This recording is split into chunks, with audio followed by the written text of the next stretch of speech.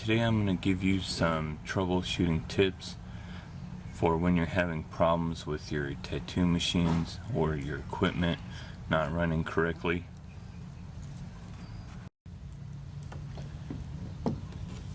So one of the frustrating things that happens to tattoo artists is you're running a machine, you're doing just fine, and then all of a sudden your tattoo machine turns off on you.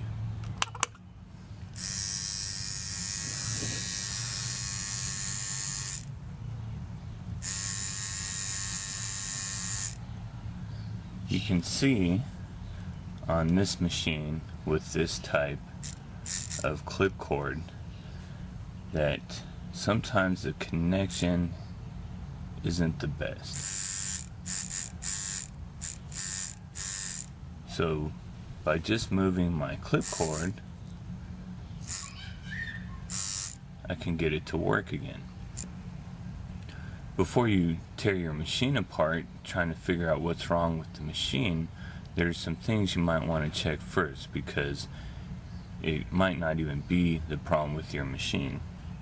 If you're having clip cord problems, the connections aren't fitting in there correctly, one of the things you can do is switch out this style clip cord for an RCA adapter that would plug in to the back of your tattoo machine.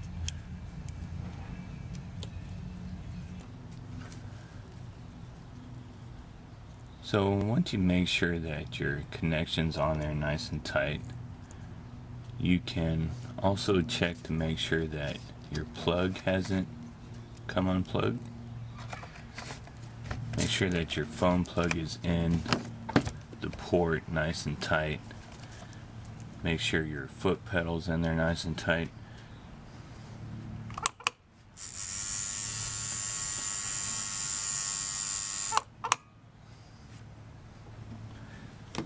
And another thing you can do, if this tattoo machine isn't working, is to take another tattoo machine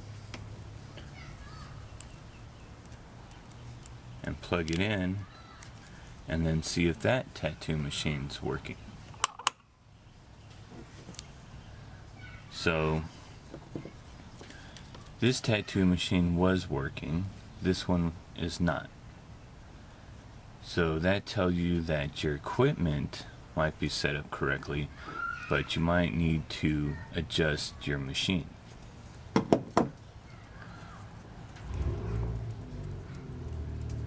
So first thing to do would be to check your gaps and see if you can turn your contact screw a little bit to see if that will start your machine.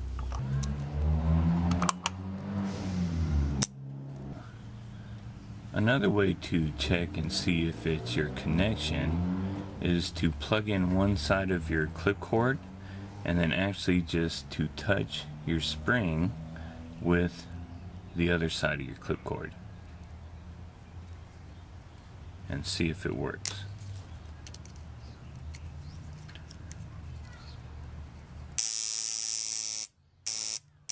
Or touch the machine frame with your clip cord.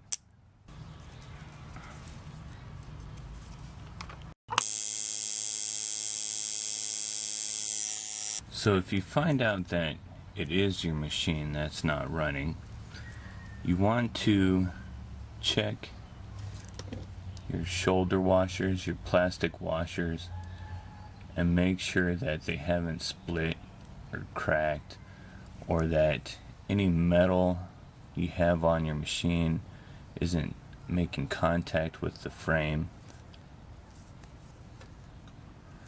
You also want to make sure, if you have the machine that you're putting a clip cord into, this back hole right here, where it's seated correctly inside of that hole and it's not at an angle or something else is going wrong with that.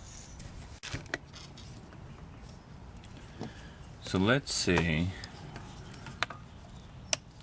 both of these machines don't run, and you have it plugged into this clip cord. Nothing happens with this one.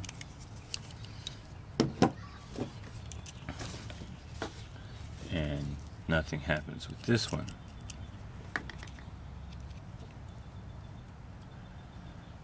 So you have two clip cords here.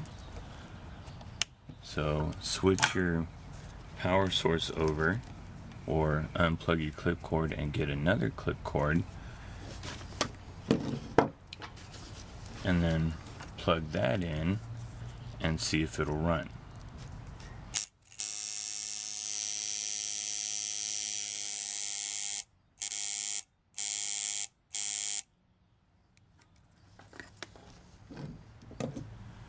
So right there we know that one of the clip cords is not working. So there could be a problem with this clip cord. So you want to remove this clip cord and take it apart, see if you can fix the problem. Don't ever throw away your clip cords, because you can use and reuse the spring part that's already set up like you want it. All you have to do is put a new wire on it, and you can use that. It is difficult to find a spring that will work correctly for this, and you can make them, but easier thing to do is just to reuse. If you have a cheap clip cord, cut this wire out and just reuse the springs. So this cord doesn't work, so we're going to take it apart and find out why it doesn't work. Another thing you want to check besides your clip cords is you want to make sure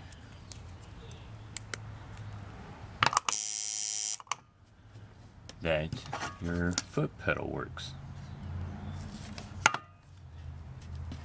So let's say you try both clip cords and you have nothing, and you have no reason to believe that your machine is the problem here. What you can do is take out your foam plug for your foot pedal and just switch it out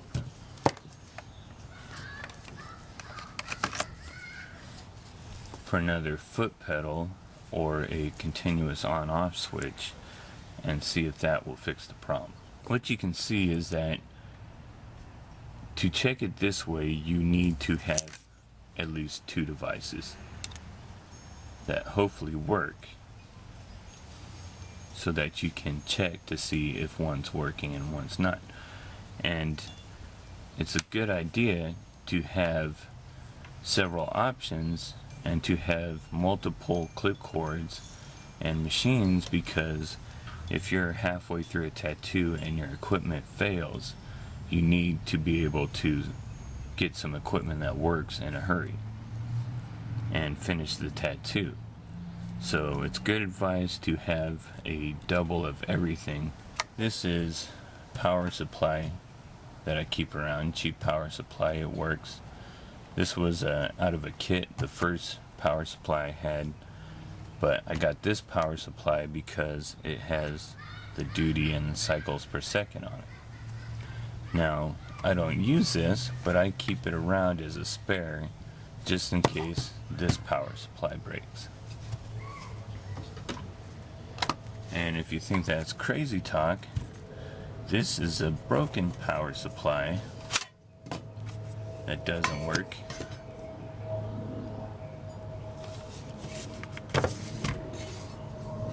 I keep that around because I'm going to scrap it. But the display stopped working and this unit altogether stopped working. So I went back to using this one before I could get this one. So these cheap power supplies, guys, do not last. Anything electronic doesn't last very long anyways, so in the long run it's better to get, when it comes to power supplies and other equipment, sometimes you don't want to get the cheap stuff. You want to make sure you find something that's built really good, or else you're going to have all these junk power supplies laying around. So I already have 3 of these power supplies, and I had even more. One I sent back because it overheated the second I plugged it in, because it just wasn't made good.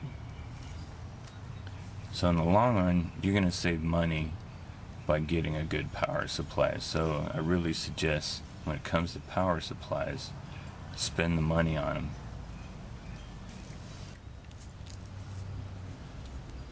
Your machine is running, but you want to check your voltage to make sure that it's correct. Or let's say your machine is not running and you want to see if you are getting power to your clip cord.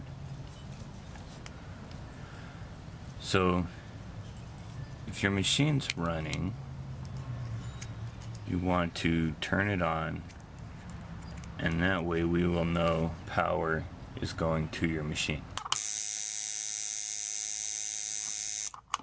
Okay, so power here, and it says we're at 8.3 volts. So we're gonna get our handy dandy voltmeter here, and we are going to set it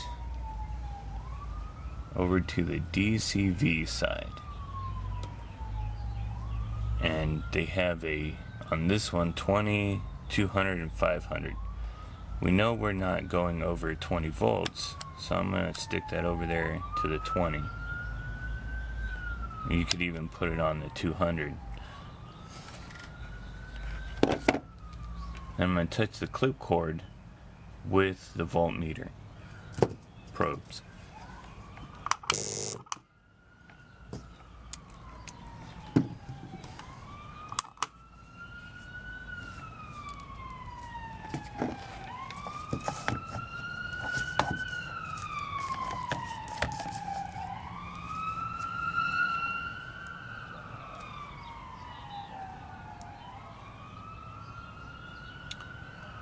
So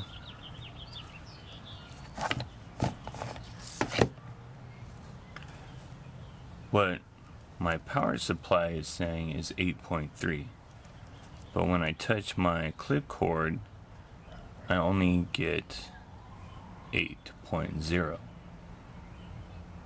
So you can see that I'm losing some of the voltage from my power supply through the power supply cord,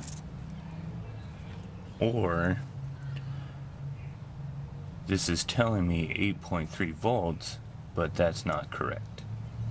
Or I'm losing my voltage through my cord, and my voltmeter is letting me know that. But if my machines aren't working and my voltmeter tells me I have 8 volts going through there, then this is not the problem. The problem is in my machines. Now, I would recommend everybody get one of these, especially if you're doing tattooing, because they're not that expensive and you can use them for everything, so they're just good to have around. And if you really want to make sure you're not losing any voltage with the equipment you're using, then this is going to come in handy. And if you're trying to work out a problem where you can't figure out where you're losing your power, you're going to need one of these. We check with our voltmeter and we still got nothing. Well, now it's time to strip the cord apart and see if there's a problem with the cord. Or we can take our pedal apart and make sure everything's hooked up correctly. I actually had a problem last night when I was tattooing where my clip cord stopped working. And this morning when I took it apart, I found this. If you noticed, the wire was broke, but at the end of the wire, it was corroded and has white material in there in the wiring, and the wire had become brittle and snapped off. You know, I thought that would have happened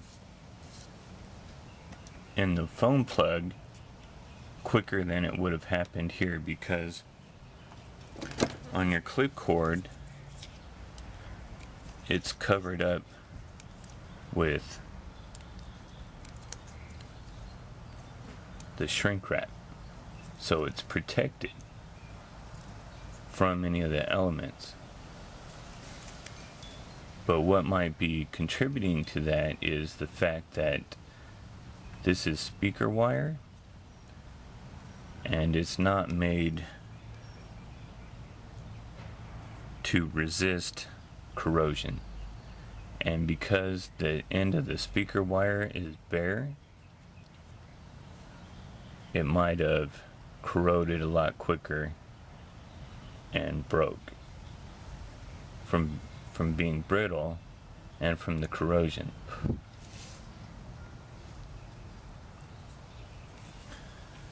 So what I noticed is that the voltage on my machines kept going up with this clip cord.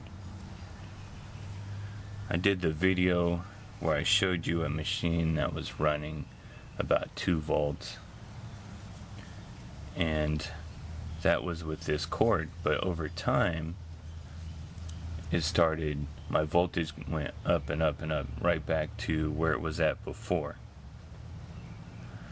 So one of the things I was worried about was the magnetism of the frame starting to magnetize while you use it.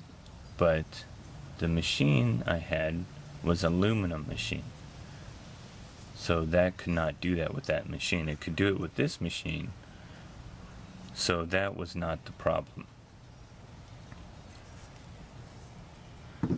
So when I took the cord apart, I saw that this wire was not connected, it had broke off because the corrosion got so bad it just ate through the wire. Now, clean wire, the voltage is going to go through there nice and easy, but once it starts corroding, like I said, you're going to have to start turning up your volt. Now, if you look at your springs, over time you can see that they also start collecting rust and corrosion. So you can keep those oiled. You can get some gun blue and blue your springs, and you can take care of these. Another thing you can do, and this also applies for the tip of your contact screw. If you have a emery board around, this is what people use for doing their fingernails, and they're super cheap. It's just like a piece of sandpaper. So you can clean up your contact points by inserting that board in there and just running it through just a couple times to clean up your contacts. And you can run it for your spring and then flip it over and run it for your screw. And I'll just stick it in there and let go of my armature bar, so there's a little pressure up, and just run it through. And your springs will start to get holes in them and they'll start to dip down, so this will help flatten that out. so you get a better contact on your front spring and your contact screw.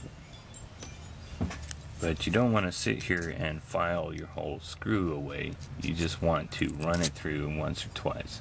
Make sure you have a clean contact there, so you don't have to increase your voltage to get this to work correctly.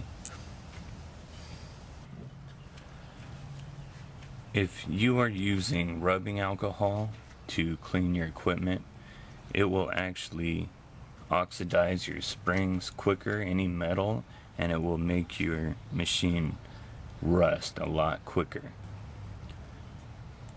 So be aware of that if you're using rubbing alcohol on your machines. Make sure you get them nice and dry, get that rubbing alcohol off of them. Or use a germicidal solution instead of the rubbing alcohol.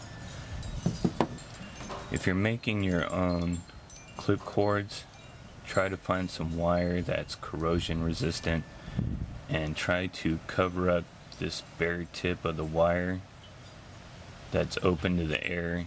And if you're cleaning your clip cords, make sure there's no fluids like water or rubbing alcohol in there that's going to collect and corrode your wire, which will break it over time. So hopefully this will help you troubleshoot your equipment if you're having problems.